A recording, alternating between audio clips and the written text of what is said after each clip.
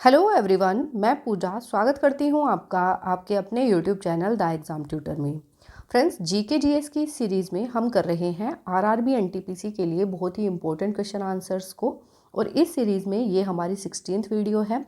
इससे पहले 15 question papers की वीडियोज़ मैं अपलोड कर चुकी हूँ, उनका लिंक आपको डिस्क्रिप्शन में मिल जाएगा। अगर आपने वो वीडियोज़ नहीं देखी है तो प्लेलिस्ट में जाकर देख सकते हैं। इन वीडियोज़ में आपको वही क्वेश्चंस मिलेंगे जो कि या तो प्रीवियस ईयर में एग्जाम में पूछे जा चुके हैं या फिर जिनके पूछे जाने की पॉसिबिलिटीज़ काफ़ी ज़्यादा होती है। फ्रेंड्स, वैसे तो ये वीडियो जो है आरआरबी एनटीपीसी के एग्ज़ाम को ध्यान में रखते हुए बनाई गई है, लेकिन अगर आप किसी भी एग्ज़ाम की तैयारी करते हैं जिसमें जीएस पोर्शन एक इम्पोर्टेंट रोल प्ले करता है तो ये वीडियो आपके लिए काफ़ी हेल्पफुल रहने वाला है।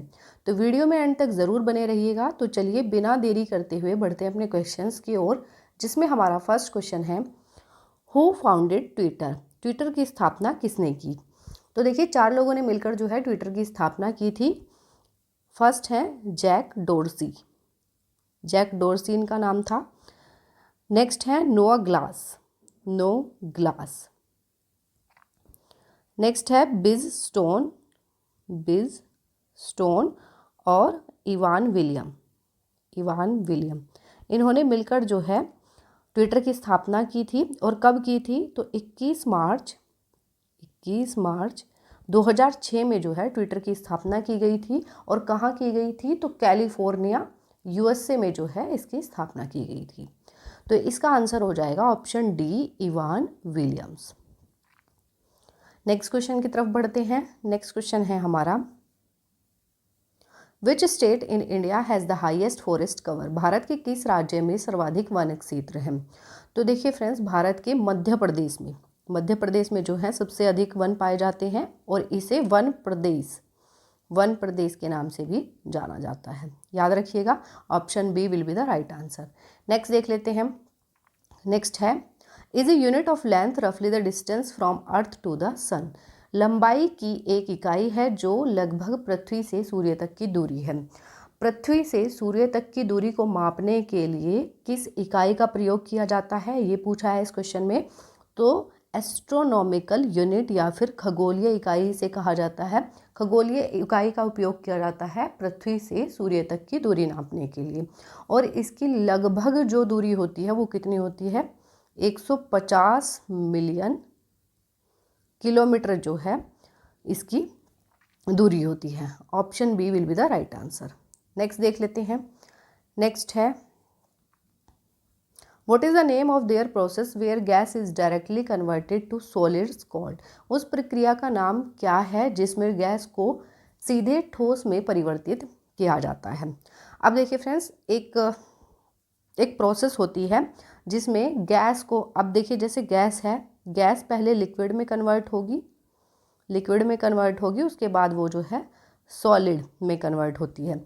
लेकिन इसमें क्या है, इसमें ये जो इंटरमीडिएट फेज होती है इसको पास आउट कर दिया जाता है और गैस सीधे सॉलिड में कन्वर्ट हो जाती है। इस प्रोसेस को कहा जाता है डिपोजिशन। क्या कहा जाता है? डिपोजिशन।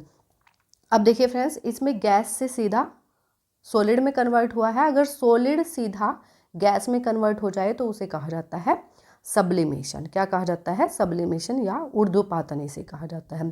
तो याद रखिएगा। और कंडेंसेशन किसे कहा जाता है? जो वाटर वेपर्स होती हैं, वाटर वेपर्स का लिक्विड वाटर में कन्वर्ट हो जाना कहा जाता है कंडेंसेशन। इवेपरेशन होता है, जो लिक्विड वाटर होता है उसको वो वाटर वेपर में जब कन्वर्ट हो जाता है उसे कहा जाता है इवेपरेशन।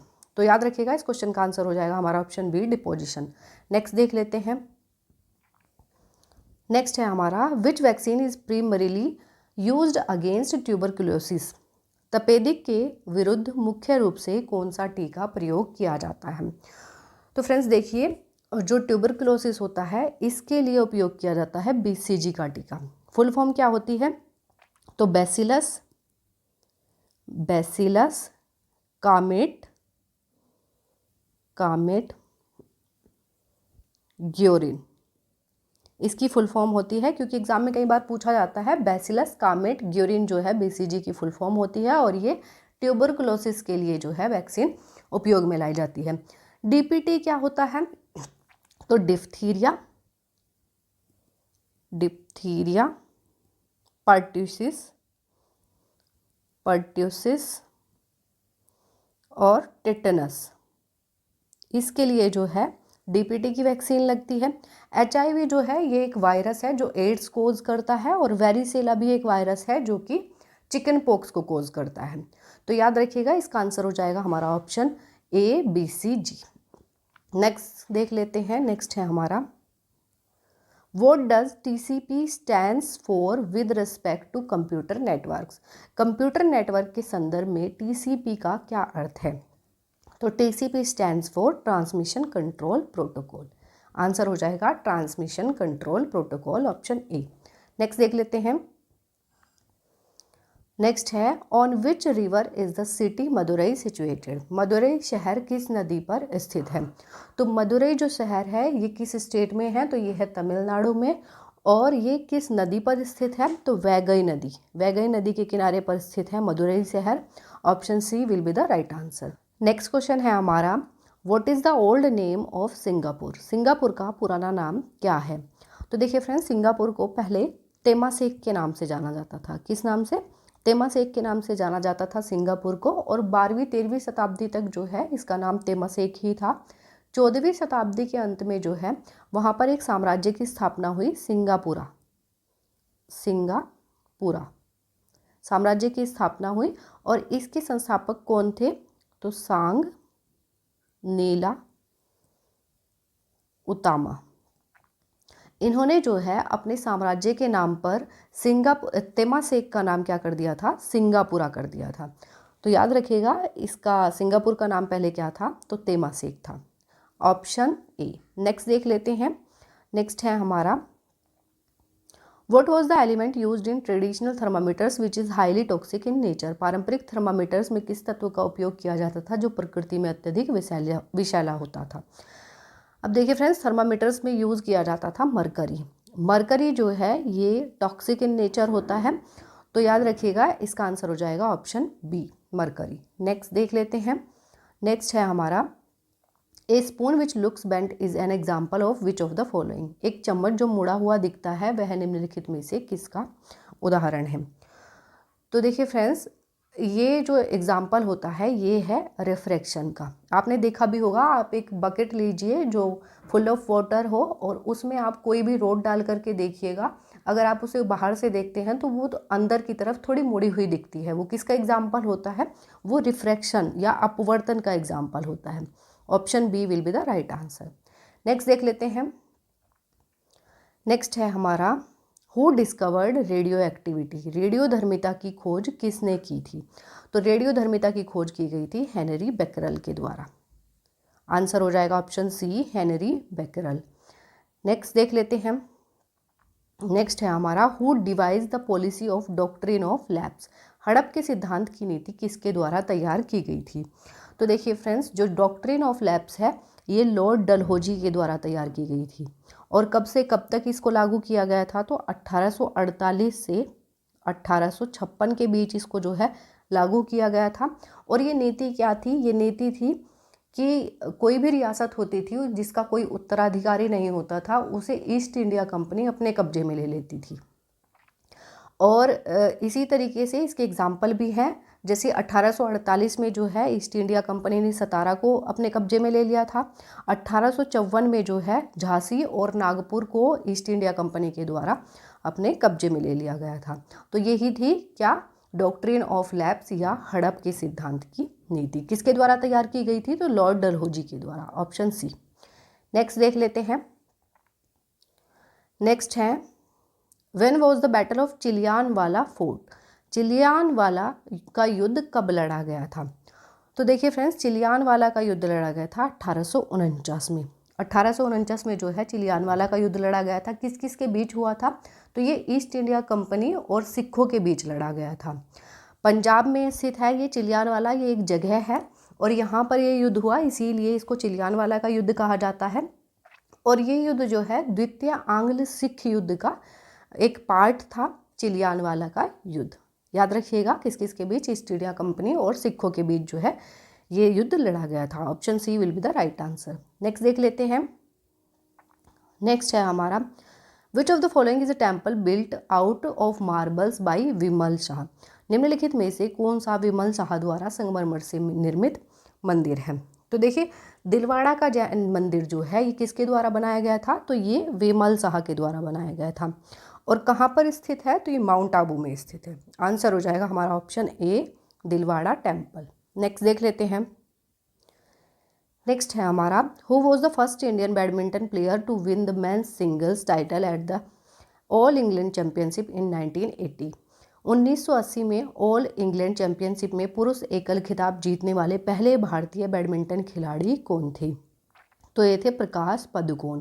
प्रकाश पादुकोण जो है 1980 में ऑल इंग्लैंड चैंपियनशिप में पुरुष एकल खिताब जीतने वाले पहले भारतीय बैडमिंटन खिलाड़ी थे। तो आंसर हो जाएगा ऑप्शन ए। नेक्स्ट देख लेते हैं। नेक्स्ट है हमारा, who won the Academy Award for documentary Amy in 2016? 2016 में डॉक्यूमेंट्री एमी के लिए अकादमी पुरस्कार किसके द्वारा जीता गया था? तो 2016 में डॉक्यूमेंट्री एमी के लिए अकादमी पुरस्कार जीता था आसिफ कपाड़िया ने। आंसर हो जाएगा option B, Asif Kapadia. Next देख लेते हैं। नेक्स्ट है, what is income available with a person after deducting for taxes called? करों की कटौती के बाद किसी व्यक्ति के पास उपलब्ध आय को क्या कहा जाता है?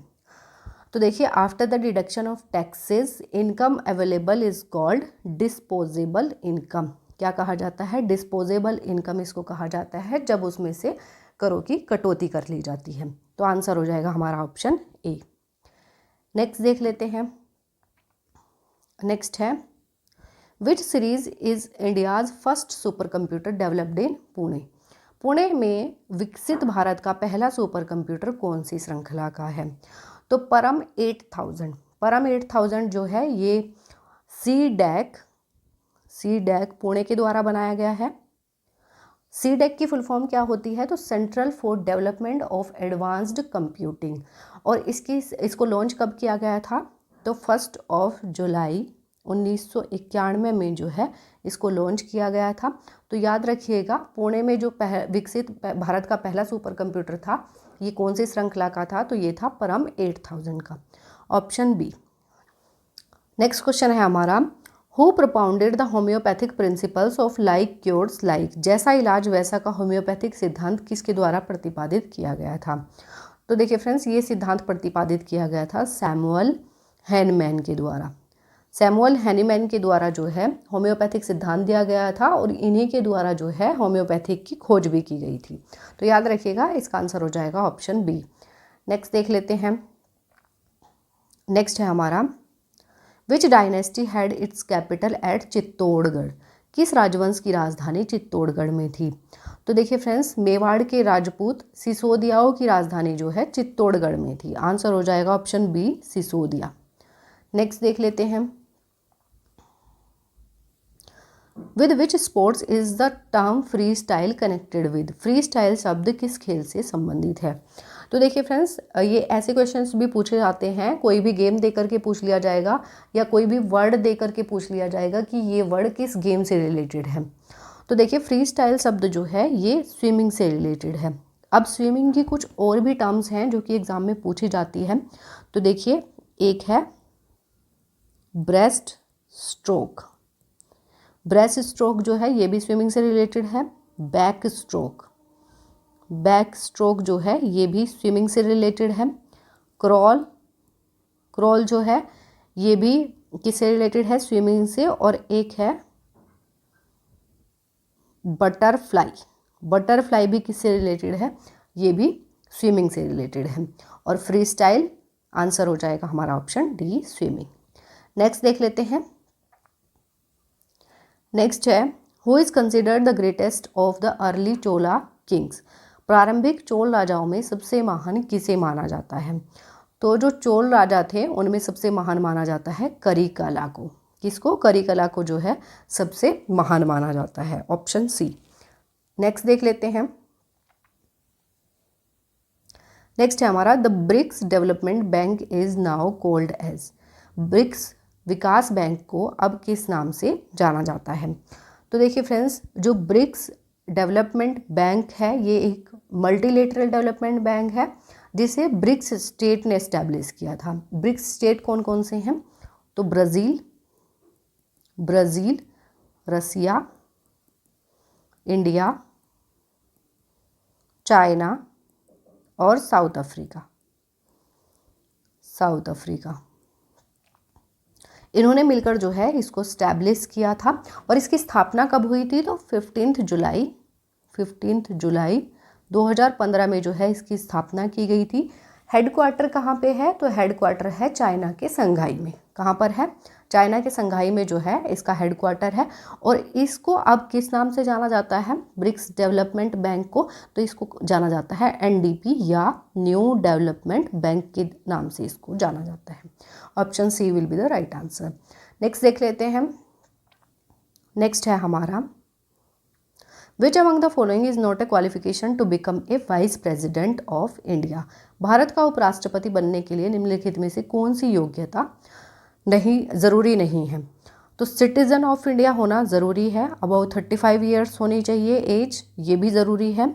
Possesses the membership of Lok Sabha, ये कोई भी रिक्वायरमेंट नहीं है भारत का उपराष्ट्रपति बनने के लिए। बाकी पॉजेज द मेंबरशिप और राज्यसभा, तो राज्यसभा की जो सदस्यता है वो उसके पास होनी चाहिए। तो ये तीनों ठीक हैं। बाकी ऑप्शन सी जो है ये गलत हो जाएगा और इसमें गलत ही पूछा है, तो आंसर हो जाएगा हमारा ऑप्शन सी। नेक्स्ट देख लेते हैं। नेक्स्ट है हमारा which of the following is a good source of vitamin A. निम्नलिखित में से कौन सा विटामिन ए का अच्छा स्रोत है? तो देखिए फ्रेंड्स, विटामिन ए का जो अच्छा स्रोत है वो है कैरेट। कैरेट जो है ये विटामिन ए का एक गुड सोर्स है।